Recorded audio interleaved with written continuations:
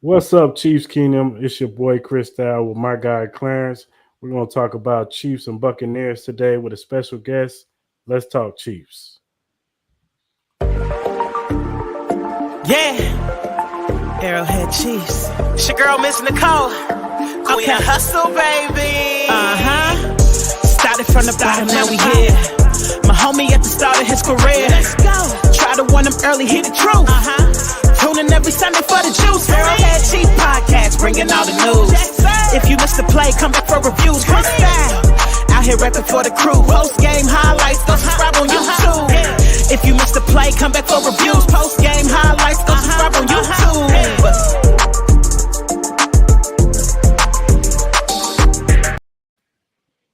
What's up, Chiefs Kingdom? Hope everybody's having a good day today.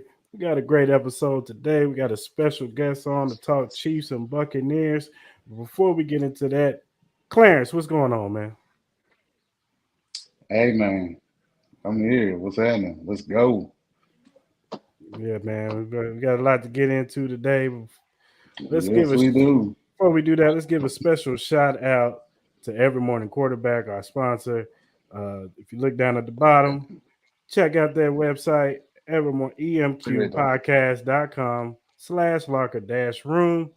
Go there, you'll find our podcast and other podcasts from other teams. They got a 49ers one, they got a Patriots one, a Colts, a Charger, and they have ours on their Arrowhead Chief podcast. Also, they have their own podcast where they talk about everything league-wide. They also have a segment where they talk about betting. So check them out. Give them a like. Give them a subscribe. Check them out, man. All right. So today we got a special guest today, J.C. Allen of the Puritan Report. He's a beat writer for Tampa Bay Buccaneers. How you doing, J.C.?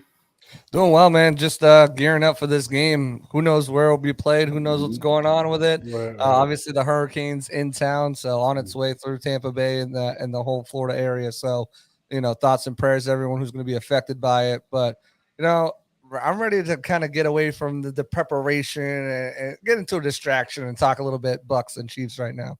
Cool, man. Yeah, definitely, prayers to all the people out there in Tampa Bay that's going through this hurricane right now. This is I have a cousin, like I said, I got a cousin out there who's going through it right now, and he's been keeping us updated on what he's going to do, evacuating. And he said it's not coming that way, and it's a little weird. It looks like we lost Clarence. But still, like I said, prayers to everybody in Tampa Bay for sure. So, JC, before we get into the game, tell us a little bit about yourself, how you got into, being a beat writer for Tampa Bay Buccaneers and the Puritan Report and everything that you do, all the work you do. Yeah, it's actually a crazy story. I'm from New England originally. I moved down here in 2019, relocated with my wife for work. And, I figured that, Bucks were an NFC team. Pats were my AFC team. I'll root for the Bucks to do well. More football. I'm a football fan first and foremost. If my team disappeared from the planet of the earth, I'd still be watching football no matter what. So I was like, hey, more games, cheaper games to go to at that point in 2019. Right. So I became kind of like a fan of both teams. And then in 2020, Tom Brady came, and I'm kind of looking everywhere for who's talking about it. Up north, they had like two TV stations dedicated to Boston sports 24/7, pretty much. Some infomercials at 4 a.m. But other than that, so I come down here and no one's talking about it. The news is doing a brief segment, sports radio's doing it, but there was no other Fox, Fox Sports down here is all NASCAR and bass fishing. So I'm like, who's talking about this? I stumbled upon a podcast on Bucks Report called The Sports Web. He took phone calls. It was a live podcast like this. Had people come on the screen and everything like that. And I ended up calling in and giving my take on Brady. I'm like, listen, I watched him for 20 years of his career. This is what you're getting. This is what you're expecting. Kept calling in. Gronk came, gave my take on Gronk, and soon enough they were like, hey, we want you to come on as a permanent rotational guest. And then that turned into, we want you to have your own show. Have you ever done any writing before? I'm like, not since college. So, I kind of fell into it. Fast forward through a year. I'm a big off-season guy, so during the off-season, I was, everything was still Zoom. So I had like 3 iPads, a laptop, everything. I'm in all these pro days, and I gathered a giant list of who the Bucks had spoken to, and I was doing a live podcast in the locker room. Now it's Spotify Live. Back in the day, with Mhm. some of the guys at Pewter Report, and Mhm. met them up with them at rookie minicamp. They said they'd love to have me come aboard the team at Pewter Report, and I've been here ever since. So been here since last Mhm. July, and loving it. So Absolutely. That's what's up. That's good. That's cool. That's cool, man. unconventional way to get into business, but it's been Right. great.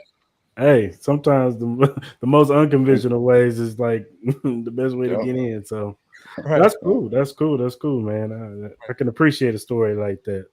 Mhm. So, with the Tampa Bay Buccaneers this offseason, it was kind of a tumultuous offseason for you guys, especially when it Mhm. pertains to Tom Brady, because he retires like just out of, nobody was expecting him to retire like the way he did. Like everybody For thought, 40 days. yeah, but nobody thought he was going to just up and retire like, oh, I'm done Right. with the game like that, like go out like that. Everybody thought he was either going to have to push Tom Brady out, or it was just Mhm. like he was going to go out winning the Super Bowl or in the Super Bowl Mhm. or something like that.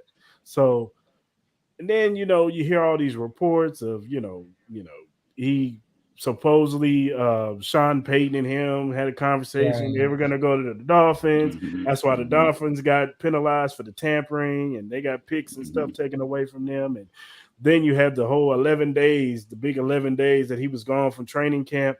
What is the temperature and the sentiment around Tom Brady when all this stuff was going on? Yeah, I like to say Tom Brady gave up football for Lent just earlier in the year. 40 days, 40 nights. He's like, I got to get back into it. Right. Came Yeah. right back before free agency. And he had to make that decision before free agency because if not, this could have been a completely different looking team. He had to Right. say, hey, I'm coming back. Get on the horn with guys like Ryan Jensen, Chris Mhm. Godwin, Leonard Fournette, all these guys, and say, "Hey, I'm coming back. Let's run this thing back." And the Right. Bucks did that. They re-signed most of those guys to 3-year deals. They went out, got engaged for a three-year deal. In between that time, Ali Marpet retired, so now you had a hole in the left guard spot. Alex Kappa ended up departing for in that right guard spot. Lightworks some magic, got Shaq Mason for a fifth. Then the whole Gronk, will he, won't he, is he retiring, unretiring saga happened, but for the most part, Brady, Brady's Brady. He can kind of those 11 days, like he can do what he wants. I Mhm. don't think it was detrimental to this offense at all. I know the Right. offense has come out slow. That's Yeah. mainly due to injuries. You lost Yeah. Donovan Smith in the second quarter of that game. You lost your backup left tackle in the first quarter of the next game, or second Mhm. quarter of the next game, down to your third string left tackle. Mike Evans gets suspended. You're down Chris Godwin. Julio Jones isn't playing. You've got 3, 4 new guys now on the offensive line starting. So there's been some struggles. I don't think you can put all those on Tom. I think some of it's been play calling. I know the Mhm. Bucks want to emphasize the running game more, so they've been trying to have more balance on offense, which has kind of hurt them, I think, too. Trying to stick with that game plan instead of just letting Tom work. But Mhm. the temperature, the attitude around Tampa and around, I think, even around the league to an extent, is that Brady's still Brady. He's still Yeah. got one Yeah. of the quickest releases. He hasn't made too many mistakes with the ball. And I think once he gets his assortment of weapons back, which could be as soon as this Sunday, with regards to Donovan Smith, Julio Jones, Mike Evans, maybe even Chris Godwin back, Mhm. his full assortment of weapons. And then the defense has been playing lights out. I think we'll start to see more of what we expected to see out of Tom last season with this group of weapons this season. Yeah, yeah, I definitely agree with that.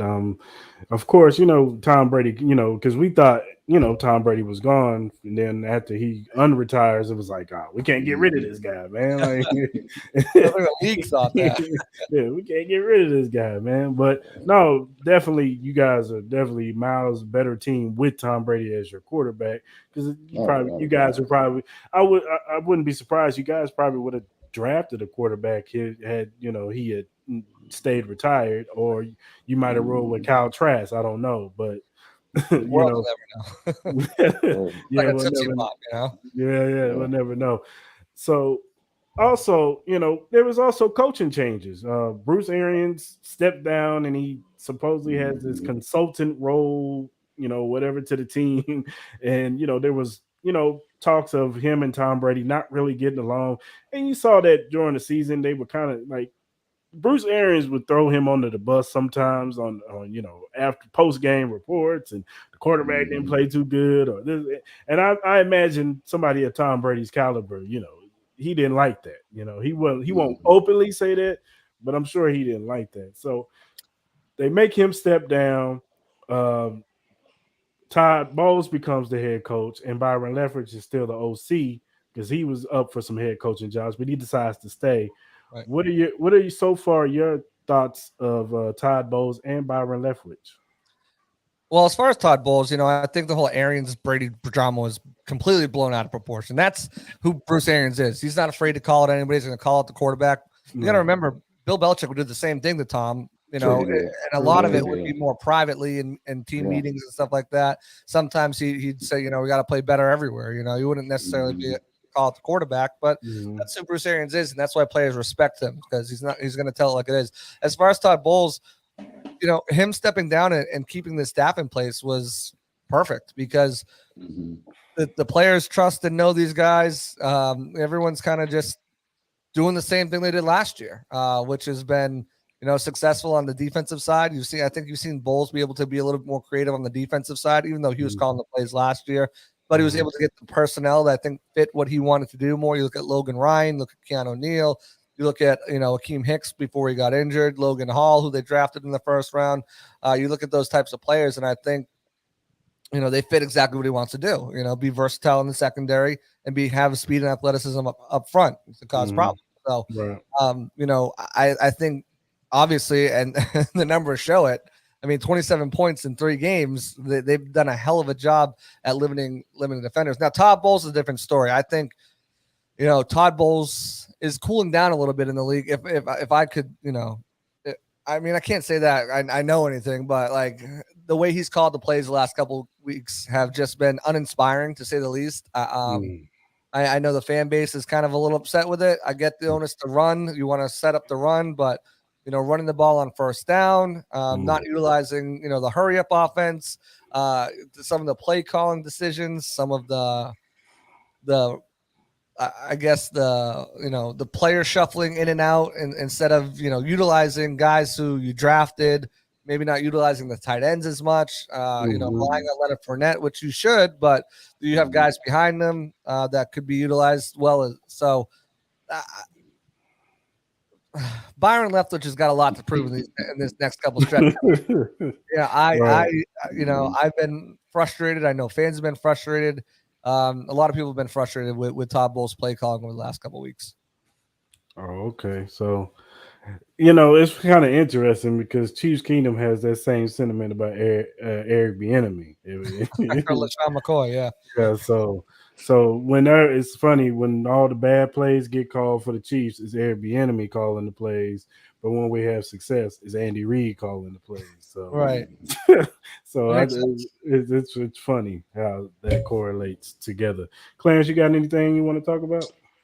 I mean, it's looking at this game. I was just gonna ask about the production from Leonard from uh, 2 weeks ago till Sunday, getting what 12 carries Sunday.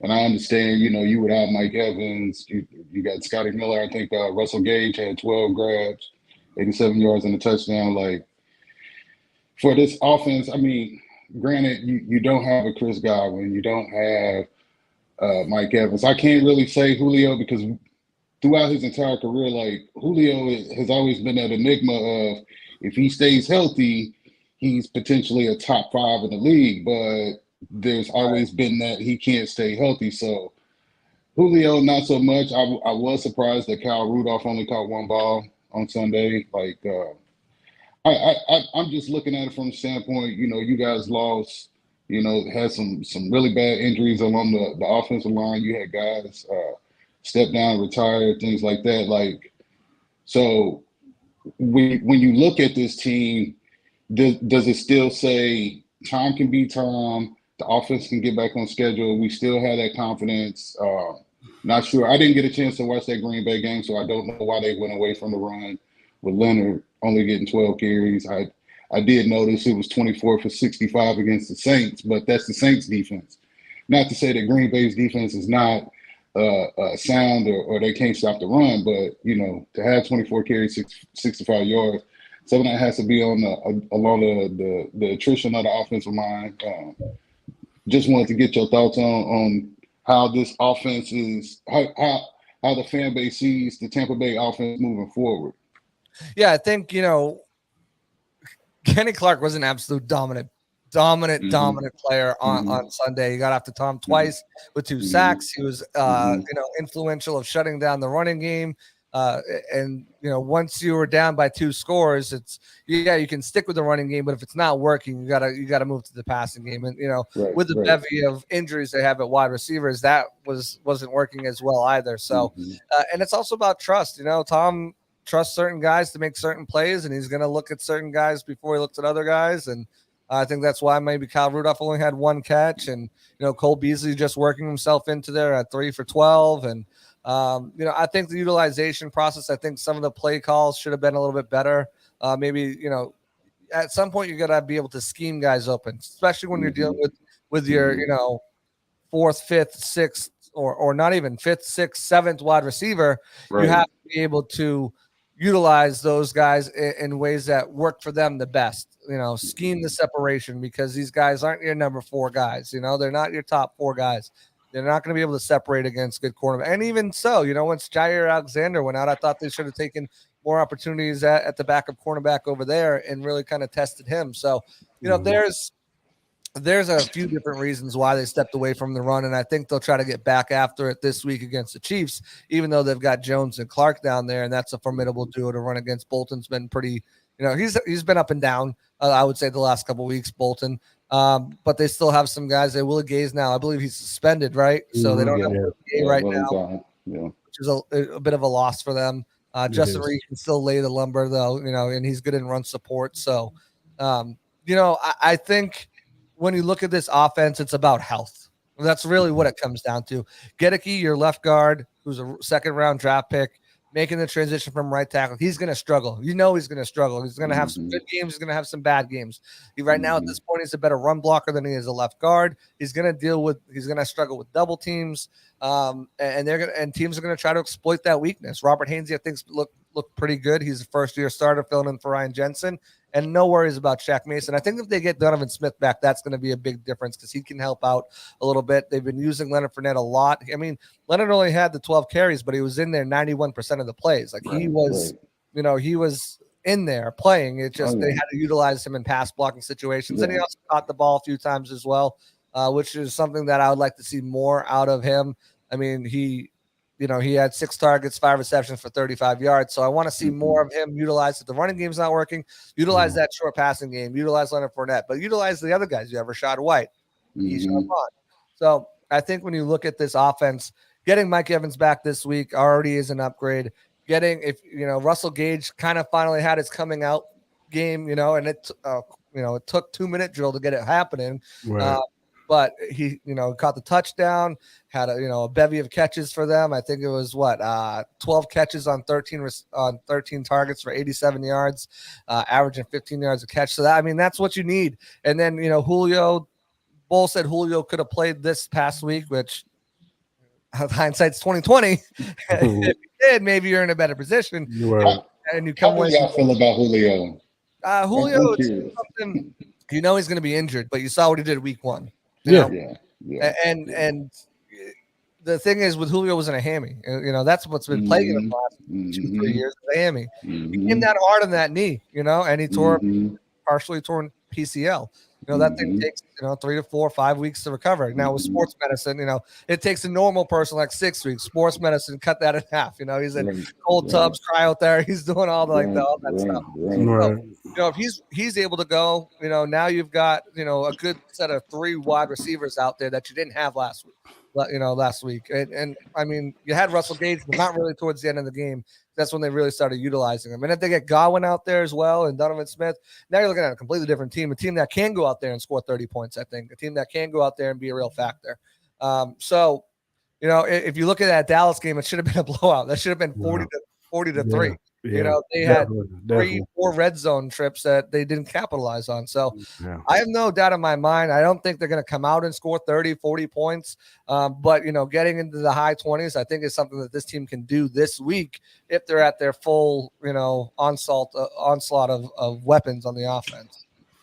Yeah, when you guys signed Julio, I actually thought it was a good signing because now Julio doesn't have to have so many snaps, and it Right. could kind of tailor down his chances of getting hurt. Mhm. I think it was just a wear and tear of him. He's not a number one wide receiver no more. So Right. he's probably a 2 or a 3 now in certain Right. offenses, and it's probably good for him to get. You could kind of tailor his snaps so he won't the And when hammy everyone's issue. healthy, he's a 3-4 on this team. Yeah, So, yeah, it, definitely. it works out. It works out well. So So I think they'll bounce back this week. All they've heard, is the lack of offense. What's going on with the offense? The defense has been carrying. And I spoke to a couple guys in the locker room after the game, and they're not going to say it publicly, but what the heck, Yeah. Yeah. we're They shutting are these good. teams Yeah. down. We're Yeah. shutting the Packers down to 14. We're shutting the Saints down to 10. We're shutting the Cowboys down to 3, and you guys aren't doing your part. It's frustrating Right. for defenses when they're carrying the team. Think of the what was it? Any given Sunday, when the right. defense was getting Mhm. rowdy with the offense. Mhm. They weren't doing their Mhm. part. So it's gonna Mhm. happen. But I think the turnaround comes this week. Okay. Yeah. I definitely see you guys. Once you get your full array of weapons, I feel you guys would definitely be better and more formidable Yeah. on offense. Because they It's- finding stuff. Yeah. yeah, most definitely. We talked about it earlier, but this Hurricane Ian situation, is kind of the elephant in the room right now as far as pertaining, of course, to the city itself. We want everybody to be safe, but also the team. I've heard reports that they had to practice in the Miami Dolphins facility, Mhm. Correct. Mhm. and Yep, they traveled down to Miami today. They'll be practicing there Wednesday, Thursday, Friday. And I've heard different reports. Some people are saying that we might have to move the game to a neutral site. They're looking at the Minnesota Vikings since they're going to be in London London. first Yeah. the Saints. So what are what's the temperament in Tampa Bay right now? What's been said? Yeah, it's nothing's going to be announced till tomorrow, but most likely that announcement will be that the Chiefs Bucks game is going to move to Minnesota. I would think even with the shift of the hurricane, it was supposed to hit Tampa as a category 3 with the storm surge really causing some issues and flooding, and now that's kind of back down to where more of the Sarasota, Fort Myers area where they're going to get hit, and it's going to turn up and in towards Orlando and Polk County, which you guys don't know about Polk County, but so it's not going to hit as Tampa as hard as it was, but it's still going to hit. And there's still, when you think about that, you think about what it takes to run a stadium. It takes security, it takes concessions, it takes police, off-duty, police officers. It takes so many different things from so many different people. Are people that have people evacuated? Will people be able to get back? Will they be able to fill? Will they be able to have enough staffing there in order to successfully host a game of this magnitude? I mean, this is Sunday Night Football, and this is Chiefs versus Bucks. This is first rematch of the Super Bowl. Right. Yes, it is. So Yes, it is. they're not going to postpone it. That's for sure. Yeah. It certainly stinks, if you're a Bucks fan, because you're already losing a home game to Germany, and now you're potentially losing another one, and it's going to stink even more if you're a paying Bucks fan, because you'll get reimbursed for this game, of course, but that Minnesota is going to start handing out free tickets to Minnesota to get people in that stadium. Yeah. The Vikings ain't going to do this for free. They're going to want, or they're going to be Right, cheap right, $10 tickets and make their Yeah. money off the concessions and parking. Yeah. So that's gonna make some people mad. But the biggest thing is the safety and well-being. We'll kind of, if they're going to make an announcement tomorrow, I expect it to be moved. If they're holding off till Friday and the storm does not hit as harsh as it's predicted, which I don't think that's going to be the case, I think it's still going to get enough damage and enough flooding and enough situations where they're not going to be able to pull all these people back in to host this game. So I feel expected to move to Minnesota. I'm sure the team's not happy. I'm sure fans aren't happy. I'm sure media is not happy. I know the city of Tampa is not happy. Think of all the tourists coming in from the Chiefs, hotels, not just tourists for the Chiefs, but people flying in, coming in out of town for the Bucks. They're going to lose a lot of money on this game. Everyone around is going to lose them. The Bucks are going to lose money on concessions and parking and merchandise, and everyone's losing money in this situation. But the biggest thing is the safety and well-being of everybody. I don't see them moving it to Monday night.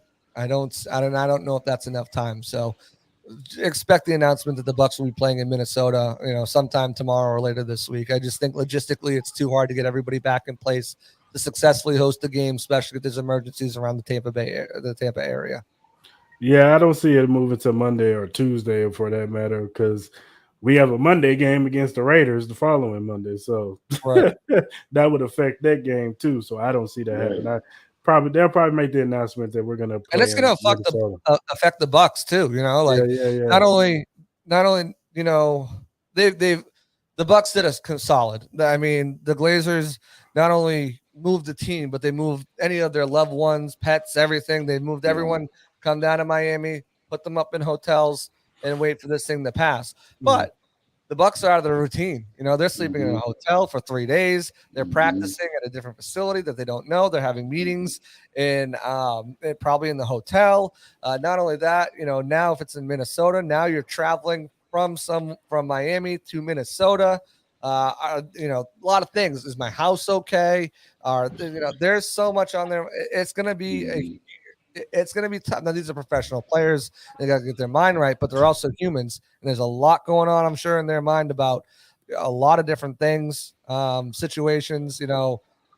Who knows if they had bought plane tickets for their family and hotel reservations for their family. Now they've got to cancel all those. There's a lot going on. So it's going to be interesting how it all plays out.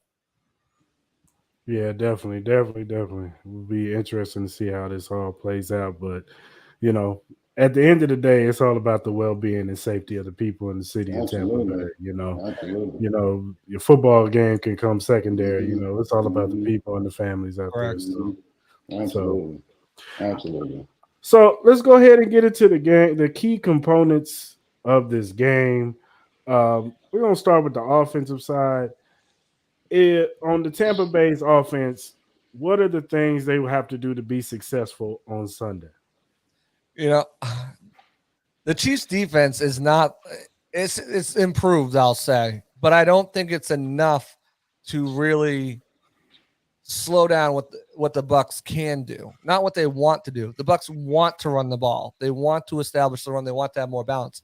The Chiefs' run defense has been pretty solid this year. I mean, they're only holding opponents to 86 yards and ranked 9th in the league right now in rush defense. So, they've been really solid, and they've been pretty solid against the pass too. But I don't know if they've necessarily faced the team if the Bucks are at full strength. I know they haven't faced a quarterback. I mean, Justin Herbert's a great quarterback, but we're not putting him on Tom Brady's level at all. So no. I think if they have their full bevy of weapons, you've got to exploit some of the Chiefs players in the secondary. You got to target them. You got to use the multiple guys at your disposal, spread the guys out, be creative with the scheme, still run the ball, obviously, and try to get that running game going if you can. But I think the way to beat the Chiefs this week is to air it out, pass the ball, different concepts, different style, different routes that you can kind of confuse the Chiefs cornerbacks and safeties with, and really kind of open up the playbook to where you're not. You think about what they've had to do the last couple of weeks with their personnel being banged up and injured. It hasn't allowed them to utilize that playbook in its full spectrum. So I think if you have all your guys back, now you can get real creative with what plays you want to call, what routes you're running, in different styles. So it all depends on the health of these wide receivers. I think Lenny's going to be Lenny. But you got to get these wide receivers. You got to get this passing offense going, because that's your bread and butter. That's how you scored 30 points. You're a passing team before you're a running team. I know you want to run the ball, but you got to play to your strengths, and that's a passing offense. And I think, going back to that Dallas game, what was it, 19 points? Yeah. I do like if the game plan is for Tampa to throw the ball, like I do like our chances against that offensive line. With what we have, Carlos Dunlap and Big George, and the rotation on the inside, Frank, we can generate a pass rush. I like our chances against the tackles. Even Donovan Smith coming back, not to say he won't be 100%. I would, if I was Tampa, I would try to mix up that run pass ratio a little bit more, just to get Leonard going. But I like our chances against the pass rush. Like, I like our pass rush in this situation. You guys have gone after it. I mean, you got 10 sacks in the season, tied for 5th in the league. So, I mean, you guys can definitely bring the heat. I just think if Donovan Smith is healthy, ready to go, you've got some tight ends to help out, as well as Leonard Fournette, who's really picked it up as a pass blocker.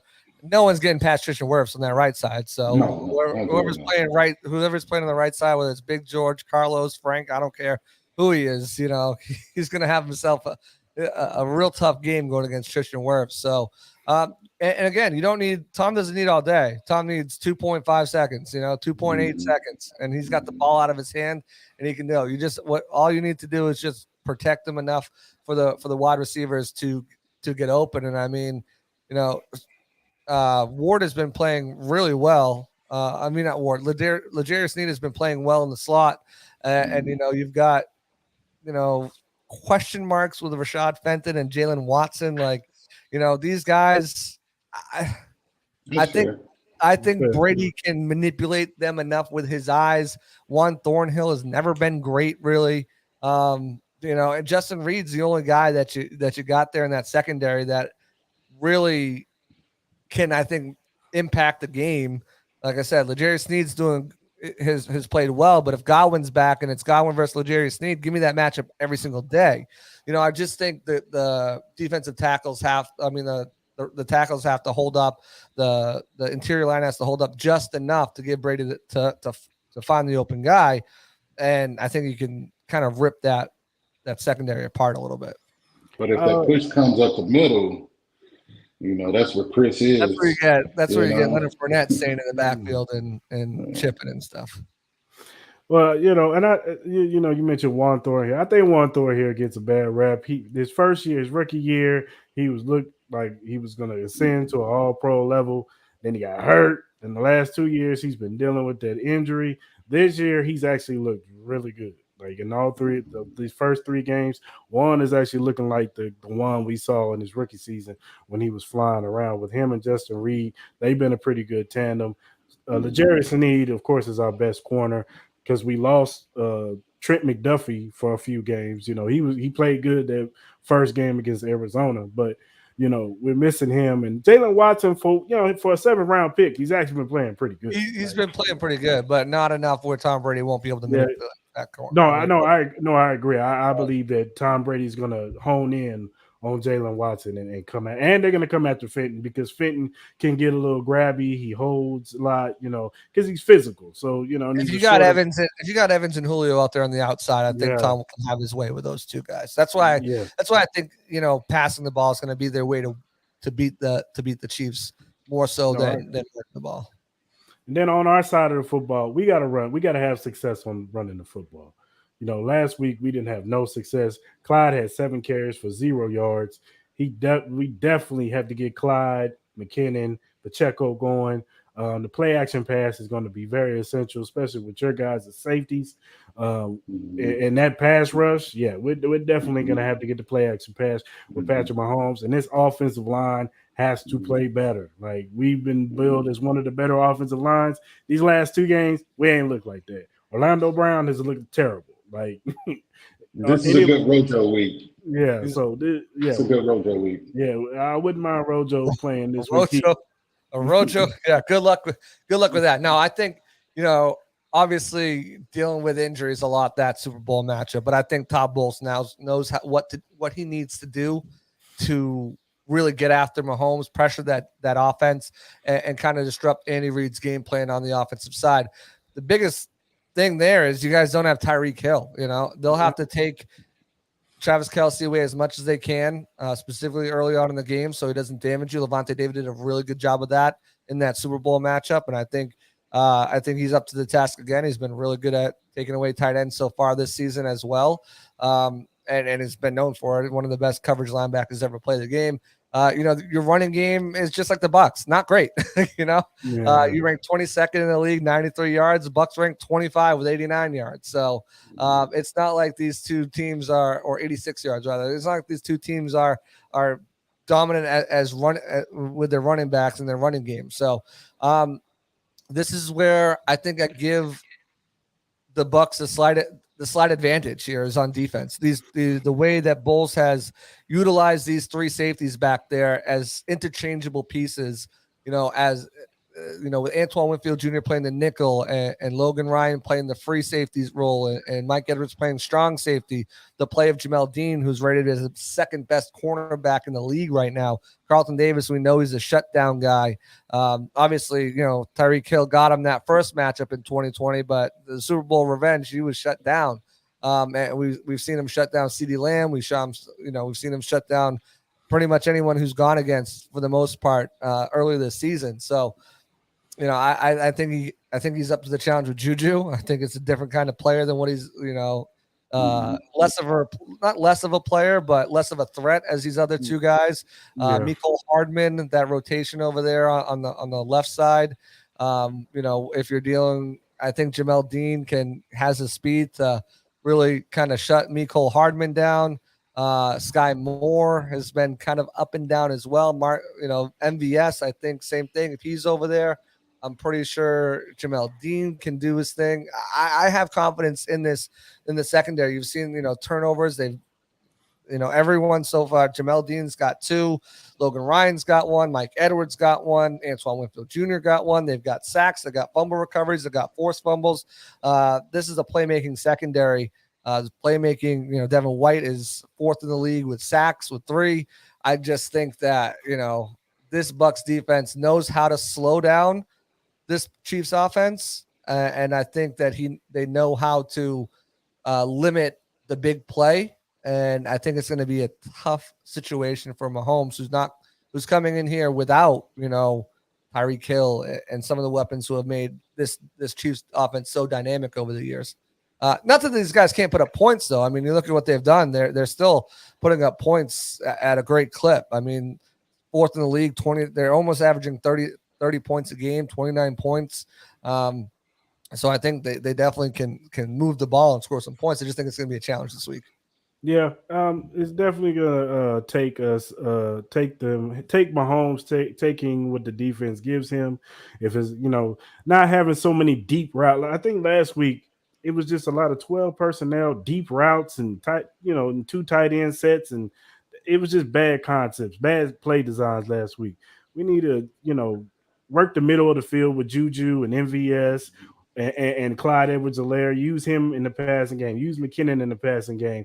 And just chip. We're going to have to do 12, 11, play drives. We're going to have to chip at you guys and use that running game to chip at you guys to make you guys tired because if not, then it's going to be a long day for us. The time of possession last week for you guys against the Packers, I mean, it was like Packers had, I think, either 33 or 36 minutes to the Bucs 26 minutes. The running game, there really wasn't a big difference other than Aaron Jones and what's his last name, Dillon, I think it is.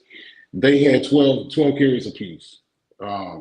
So I personally feel like it's going to come down to who can play clean football in all 3 phases.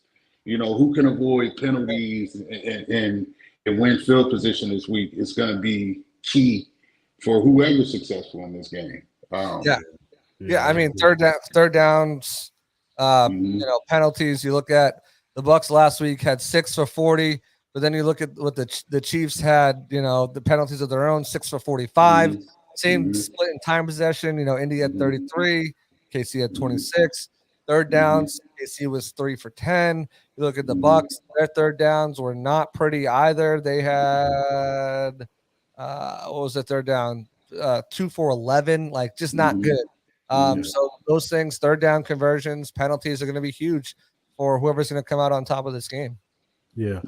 I know you got to run, JC, but before we get you out of here, man, I just want to get a quick score prediction of this game. What are you thinking? Yeah, I originally picked this as the Bucks' first loss of the season. I thought they could have had Green Bay. I did not predict all the injuries happening, but I think this week, uh, it's a lot. It's just a lot for this Bucks team to handle between relocating, worrying about a lot of things on their mind. I know they're reeling from that loss, and the offense wants to do more, and I think they do more.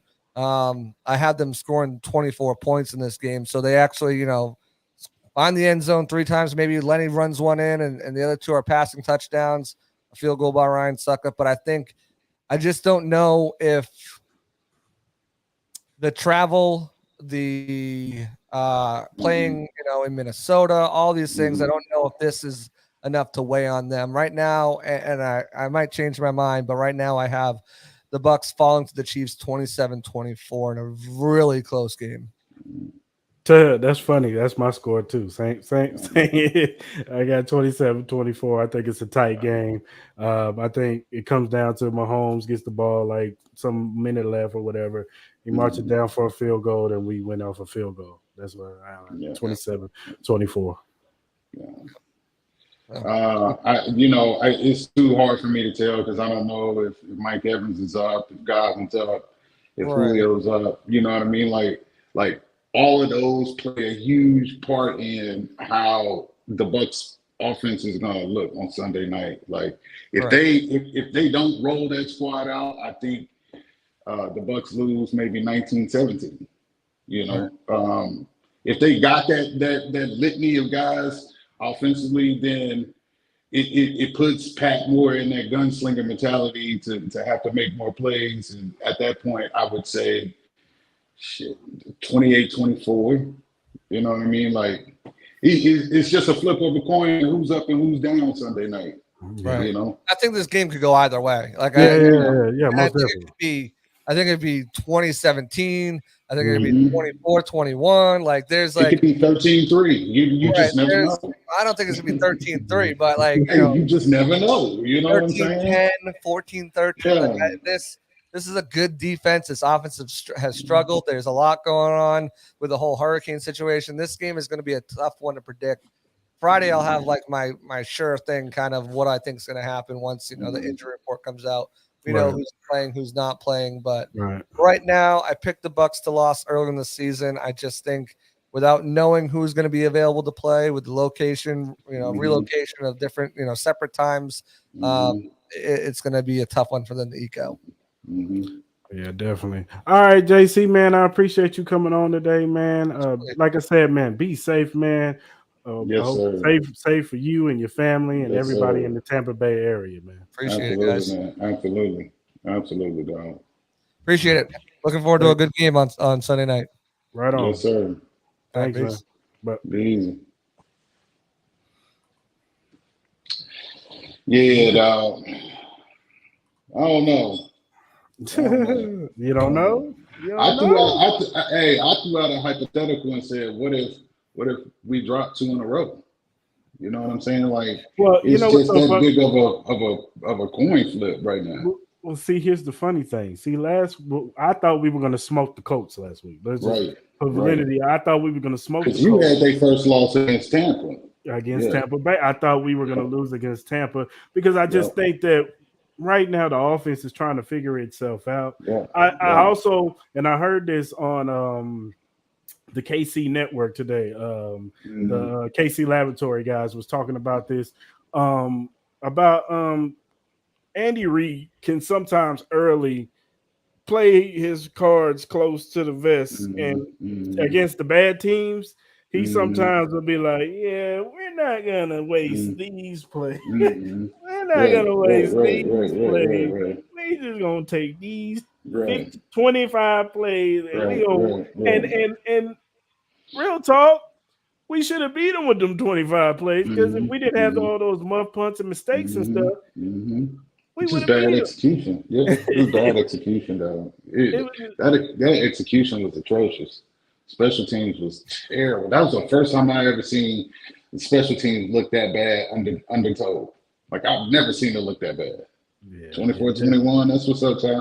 yeah, I can see that, Ty. I can definitely see that, Ty. Mm-hmm. But yeah, it's yeah, it's a this game is definitely a toss up, Yeah, man. and Especially with I know he not high on Rojo, but like JD was saying, like this is one of those games for Rojo to be up and for Rojo to run behind his pass this week. You know what I'm saying? Like Mhm. if we can live without Pacheco at kick return, bring up Rojo and let him spin against his old team. You know what I'm saying? Like Mhm. let him get them opportunities. You know, Yeah, our running game looked like shit last week. yeah, It it's looked just, bad. and it did they, but it, I was listening to Nate Taylor, and he brought up an interesting point, and I didn't realize this that Orlando Brown ended up on the injury report. He has a knee injury, and they said he was not really moving around like he was in the Arizona game. So that might Mm-hmm. have a lot to do with him Oh, struggling. absolutely, you do. It might have a lot to do with his struggles, and I didn't realize Mm-hmm. that. And then Trey, he's dealing with a shoulder and an ankle. He might Mm-hmm. not be fully healed. Now, I don't know what's going Mm-hmm. on with Tooney and Creed, and it could affect Tooney and Creed Yeah. because Oh they're yeah. in the middle, Absolutely. So it's Oh definitely yeah. something that hopefully these injuries don't linger throughout the Right. season. Hopefully they can get it right. Right. Right. With, hopefully it gets better before it gets worse. So Right. And that'll that's be. what I guess it's just the old school player in me, man, because Mhm. I believe in giving the offensive line that opportunity to get warm and get acclimated to a game environment by being able to fire off the football and be the aggressor and not be reactive so much. And especially when you got a team like the Bucks who got Shaq Barrett and what's the kid number 9, Trayon Smith or whatever his name is. Something like that. Yeah, on the other side, like you're not gonna be able to get nothing running up the middle with Big Vita Vea right there, but fire off the ball. Let them be the aggressor. Let them get their legs under them and get that attitude for the game started. You know what I'm saying? Like all of these things play a huge part in why the national media believes that this offense took a step back without Tyreek. And I don't believe that Tyreek changed this offense that much. It just losing Tyreek just made them do things that they should have been doing all along anyway, which Yeah. was stressing the importance to Patrick's to find a check down and more Mhm. underneath routes and comebacks and things like that. So, I you think people know, forget that last year we had a lot of games where with Tyreek Hill in the lineup, where the offense struggled. It wasn't mm-hmm, just mm-hmm, we had mm-hmm, we had a few games where mm-hmm, Tyreek was in there. mm-hmm, And last year, I can mm-hmm. the Giants game last year. It was a Yes, struggle man. to score. Yes, dog. The Cowboys game last year, it The was a Packers game. struggle. The Yeah, Packers game, yeah, it was a yeah. struggle, and we had Yes, Tyreek Hill healthy on the yes, field. yes, So this yes. is just predicated on teams Mm-hmm, finally playing that too high safety, and mm-hmm, Patrick had to learn to take what mm-hmm, the defense given. That's why I wasn't mm-hmm, worried about him this season because mm-hmm. he already had to learn He had that already last dealt year. with it. Yeah, yeah, he already dealt with it. They they Go ahead. no, I'm just saying they had to turn Tyreek Hill into a possession receiver in the middle of the Yes, field. yes, yes. Which would, I mean, for real, just keeping it all the way funky, like that should have been something that they was looking at to begin with. You know what I'm saying? Like you can't, and that's the thing. Like Pat want to go down the field. Pat love them chunk plays. That's just in his mentality. But the growth on the other side of that is okay, I need to be more patient and have more control of the game flow. I need to look for the comeback routes, the out routes, the swing routes out of the backfield, the angle routes out of the backfield, the drags, the deep overs, the slants, like all of these things instead of oh well he playing 10 yards off and I got Reek in a single high, so I'm Mhm. just gonna bomb it away. You know what I'm saying? Like that Pat, this is part of his growth, and to see him going through this again this year. Granted, the coach, I think, like we discussed yesterday, the Chiefs will beat themselves. You know what I'm Mhm. saying? It's never nothing that another team does, and it'll be the Bucks this week. If the Chiefs don't come out and play like they self, they'll beat themselves. The Buck, it won't be anything that Tom does or anything that Pat can't handle. It'll just be stupid mistakes and not being on the same page. They'll beat themselves again, dog.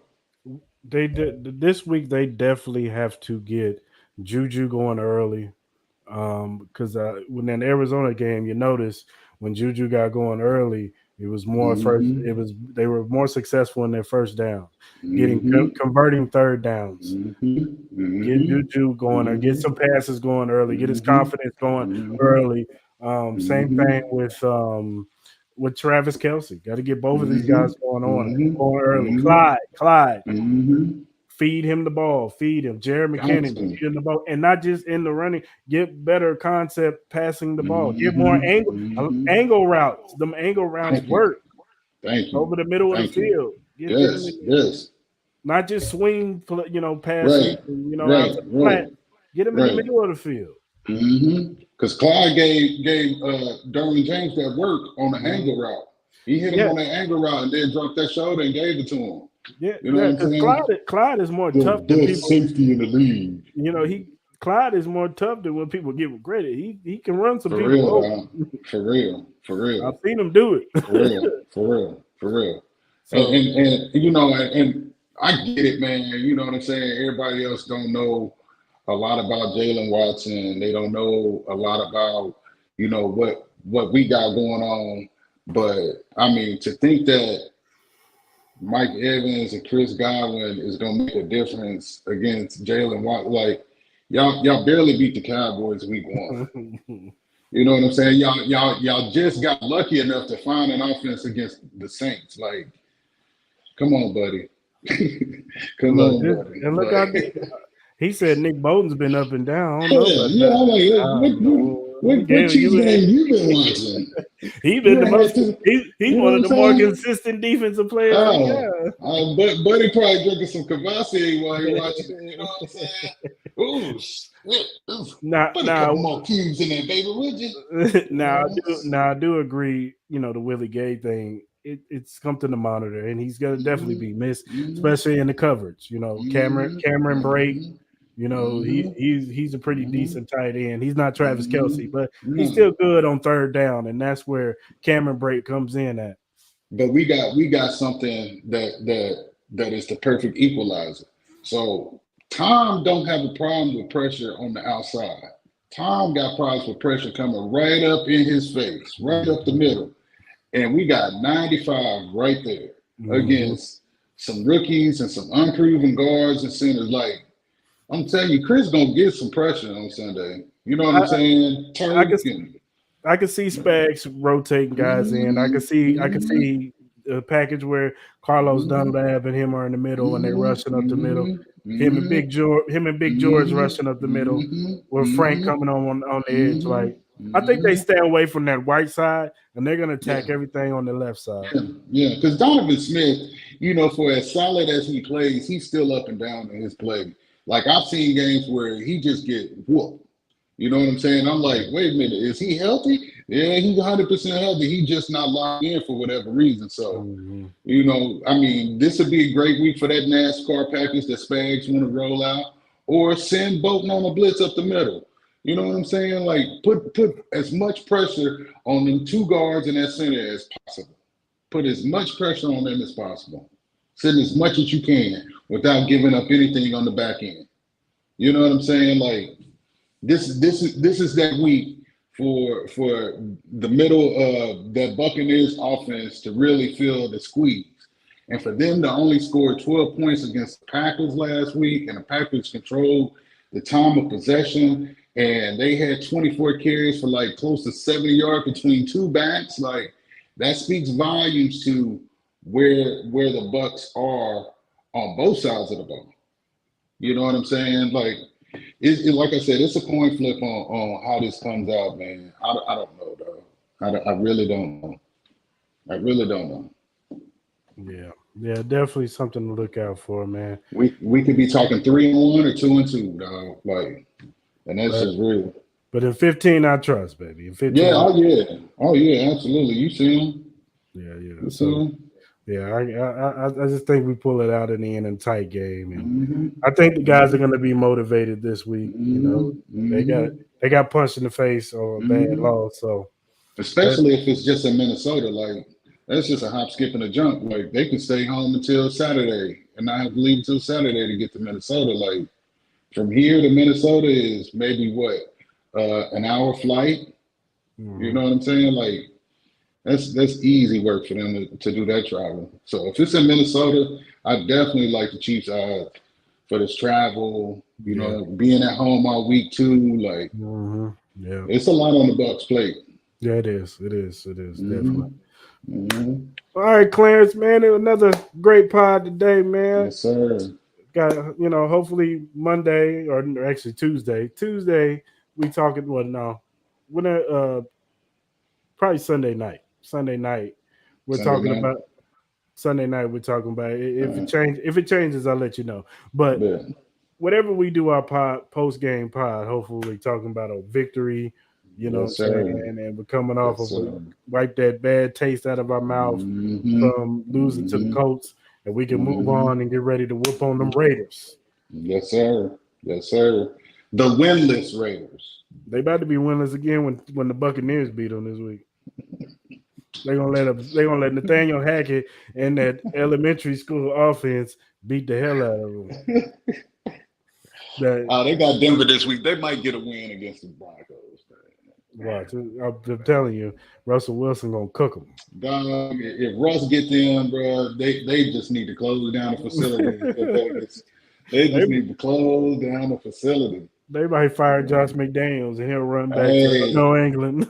hey, I did hear like what's that Sunday after that loss, like McDaniels and Davis had a sit down talk. So I mean, it could happen. It is the Raiders. Yeah, They do Raiders shit like this. So they don't do. be surprised, people. They do. They do. Don't be surprised. Yeah. All right, Clarence, man. If you are a new viewer of the Arrowhead Chief podcast and you want to listen to us, you may not want to look at our faces, even though why would you want to look at this face? You know what I'm saying? I don't know about this guy over here. He just a hater, down. This guy over here. But this face, He's I just don't know a why hater. you want to look at this. No, but if you want to just hear the audio, you want to listen to us while you're working out or while you're out and about driving in your car, find us on all streaming platforms, whether it be Apple, Google, Stitcher, Breaker, Anchor, all streaming platforms that have podcasts. Guess what?